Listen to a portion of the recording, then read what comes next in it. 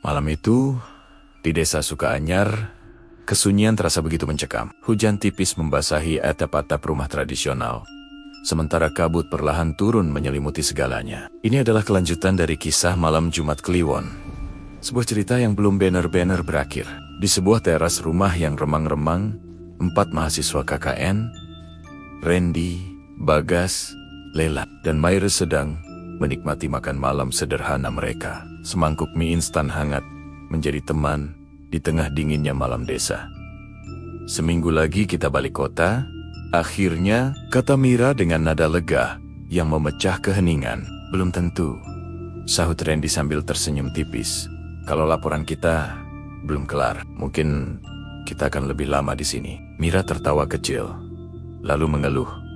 "Ah, jangan, air mandi di sini dingin banget, aku tidak terbiasa." Namun, di tengah tawa ringan itu, sesuatu terasa salah. Wajah Mira terlihat lebih pucat dari biasanya. Tiba-tiba, ia berbisik panik kepada Lela. "Lel, aku belum beli pembalut." Lela menatapnya serius. "Di sini, pembalut nggak boleh dibuang sembarangan, Mir.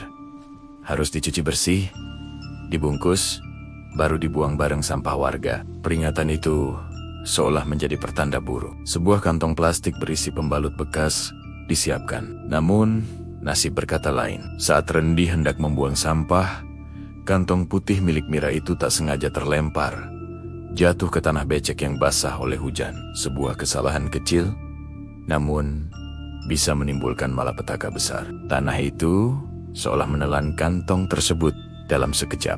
Tak lama setelah kejadian itu, Mira mulai merasakan sesuatu yang aneh. Ia meringkuk kesakitan, memegangi perutnya yang terasa kram luar biasa.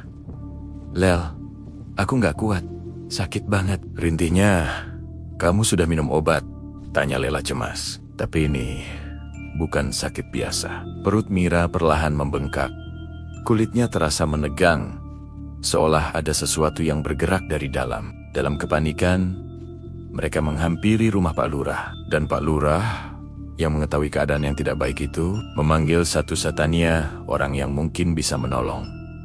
Mbah Surya, sesepuh desa. Mbah Surya datang membawa sebuah tas kecil dan sebotol air. Tanpa banyak bicara, ia duduk di lantai dekat Mira yang terbaring lemah. Dengan tatapan tajam, ia berkata, "Ini bukan sakit biasa, ada sesuatu yang menempel dari tanah." Lalu, ritual penyembuhan pun dimulai. Suasana di dalam rumah menjadi semakin mencekam. Mbah Surya membacakan doa sambil memegang segelas air. Mira terbaring tak berdaya.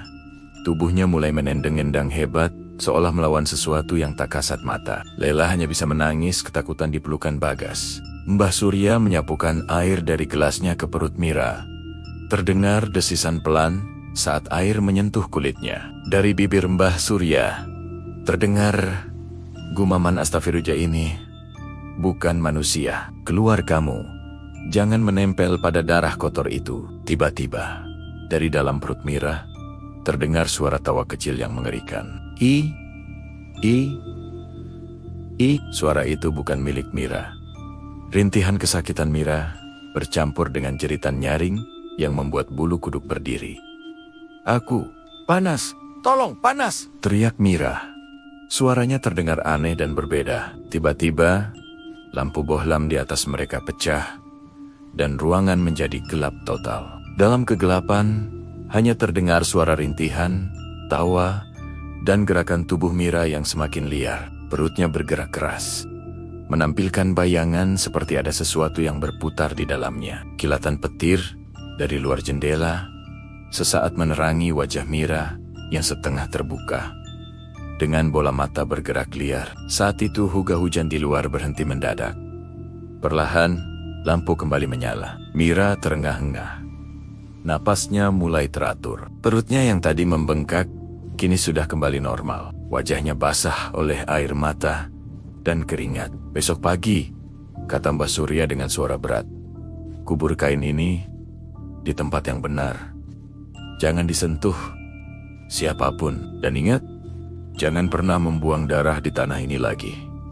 Malam terakhir mereka di desa itu terasa sangat panjang. Lela terbangun tengah malam karena mendengar suara langkah kaki dari dapur. Di atas meja, ia menemukan sebuah plastik bening yang basah.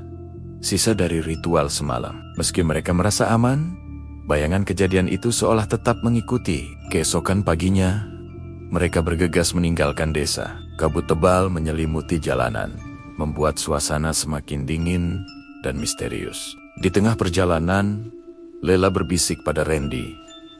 "Ren, kamu dengar nggak? Dengar apa? Kayak ada yang manggil nama kita." Angin berdesir membawa bisikan samar yang tak jelas asalnya. Randy melirik kaca spionnya. Untuk sesaat, ia melihat bayangan hitam kecil duduk di jok belakang, tepat di belakang Mira. Saat ia berkedip, bayangan itu hilang. Bersamaan dengan itu, sebuah bisikan samar seolah terdengar dari kabut di sekitar mereka. "Aku belum selesai." Motor mereka terus melaju, meninggalkan desa Sukaanyar yang diselimuti kabut. Namun, mereka tahu, kisah mereka selama KKN adalah sebuah teror yang akan selalu membayangi mereka. Sebuah cerita yang tak akan pernah terlupakan. Terima kasih sudah menonton. Nantikan kisah misteri selanjutnya setiap Kamis. Jangan lupa like, subscribe, dan berikan komentarmu agar kisah ini akan terus berlanjut. Sampai jumpa.